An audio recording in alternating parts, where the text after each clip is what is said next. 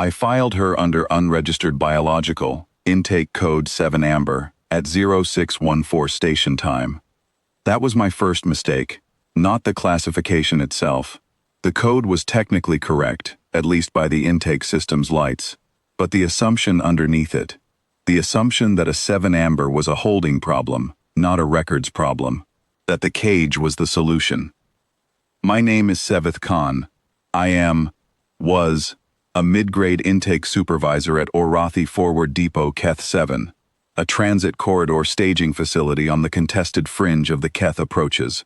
We processed cargo, unclaimed freight, seized biologicals, flagged transports. The work was routine. The regulations were posted on every wall in the holding bays in 7 languages, because the Orrathi Transit Compact required it.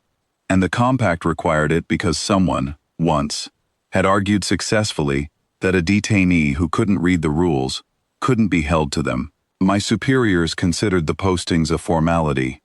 The font was small. The subclauses ran to 43 dense paragraphs. No one read them. She was reading them when I walked in to complete the intake form. She was sitting on the edge of the holding bench with her back straight and her ration pack half-eaten on the floor beside her, and she was reading the regulation placard on the wall of Bay 12, the way a person reads something they intend to remember. Not skimming, not looking for the door. Reading. Her lips weren't moving. Her expression was what I would later learn to call the human resting face. Not threatening, not afraid, not performing anything at all. Just present, waiting. She was small. I note that because it registered at the time as part of why I didn't escalate sooner. She was roughly a head shorter than my junior clerks, with close-cropped dark hair and a faint scar along the left side of her jaw. Her clothes were transit-worn, not ragged, but the kind of clean that comes from a long journey and not enough water.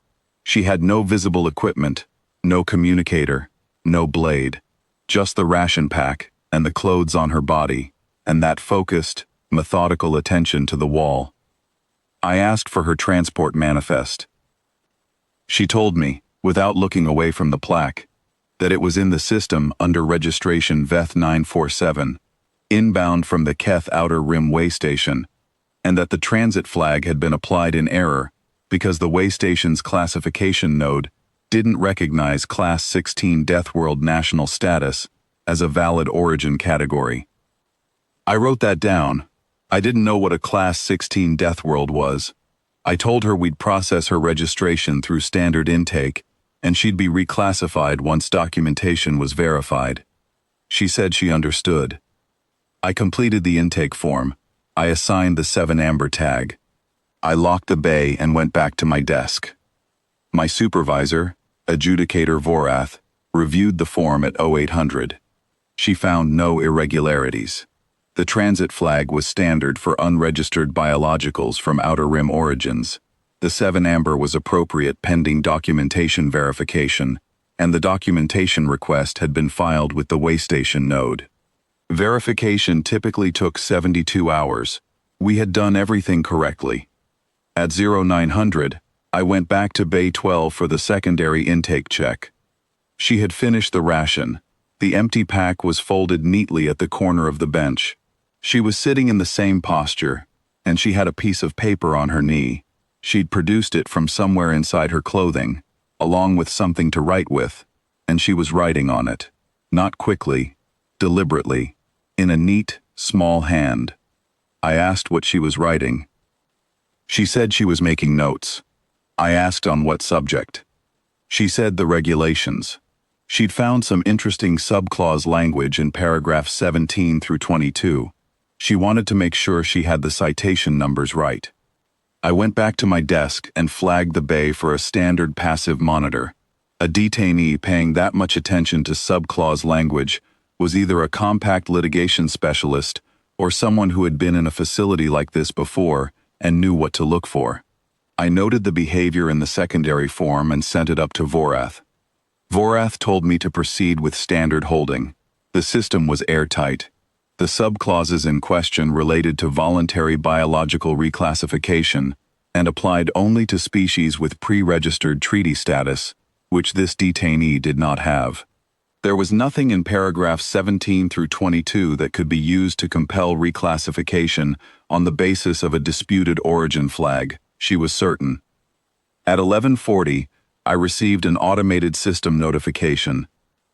A reclassification request had been submitted through the public access terminal in Bay 12's intake corridor, the one we left active, because the compact required a detainee to have access to basic filing functions. I hadn't thought about that terminal in 3 years. I pulled up the submission. It was 4 pages. Dense, specific, formatted exactly to compact submission standards.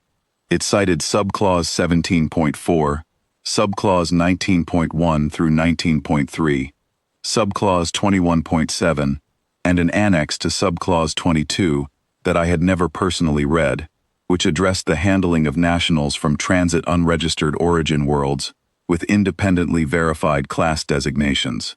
It argued, clearly and without apparent emotion, that the Class 16 Deathworld designation for her origin world was a matter of public interstellar record under the Stellar Cartography Compact of the Third Accord, an accord the Orrathi Transit Authority was a signatory to, and that her detention under a 7 Amber biological freight classification therefore constituted a treaty violation under Annex 4 of the Keth Approaches Agreement.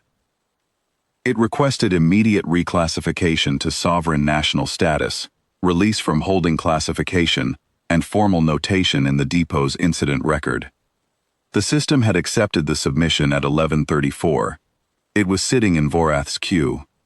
I walked to Bay 12. She was on the bench, same posture, same expression. The paper with her notes was folded and back inside her clothing.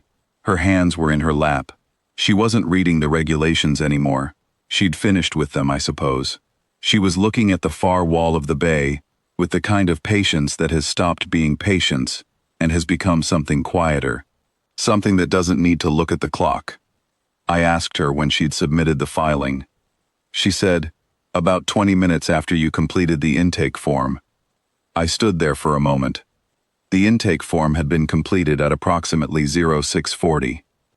She had read the 43-paragraph regulation placard, identified the relevant subclauses, cross-referenced them with the Public Terminal's Treaty Annex database, which I had not known was accessible from that terminal, drafted a 4-page reclassification notice in precise compact legal format, and submitted it through a system none of us had thought to disable, all before my 0800 supervisor review had even begun.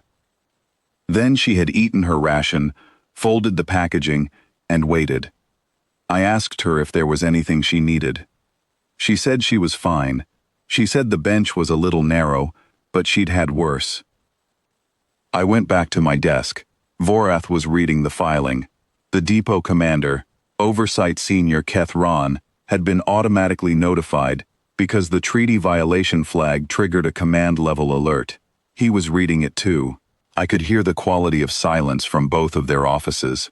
The kind that happens when a system everyone believed was airtight turns out to have a door in it that nobody had thought to check. The reclassification was approved at 1340. The system didn't have much choice. The subclause citations were accurate. The stellar cartography records were exactly where she'd said they'd be. The Keth Approaches Agreement Annex was unambiguous once you read it, which apparently none of us had. I processed the release paperwork myself. When I brought it to Bay 12, she signed it with the same pen she'd used for her notes and stood up without any particular hurry. She tucked the pen back into her clothing.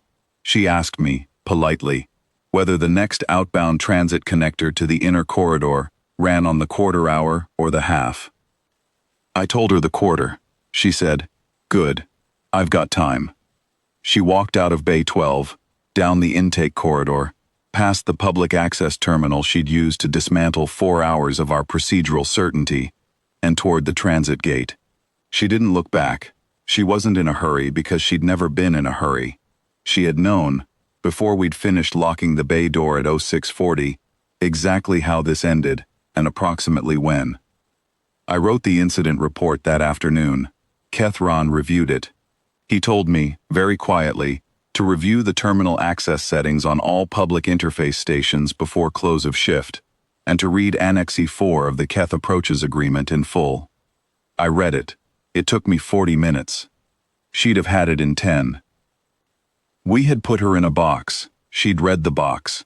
Then she'd read the law that governed the box, found the paragraph we'd missed, and filed her way out before the first supervisor shift had started. The facility record shows her time in holding as 4 hours and 34 minutes. The incident notation reads, reclassification compelled by detainee filing, subclause 17.4 at SEQ, class 16 origin confirmed. She caught the quarter-hour connector. I still have the passive monitor log from Bay 12. I look at it sometimes, when a new intake comes in and my clerks tell me the system is airtight. I look at the timestamp on her reclassification submission, 11:34, 54 minutes into her hold, and I think about the 43 paragraphs on the wall of every bay in this facility, printed in small font, because we assumed no one would ever read them. She read them. Then she read everything else.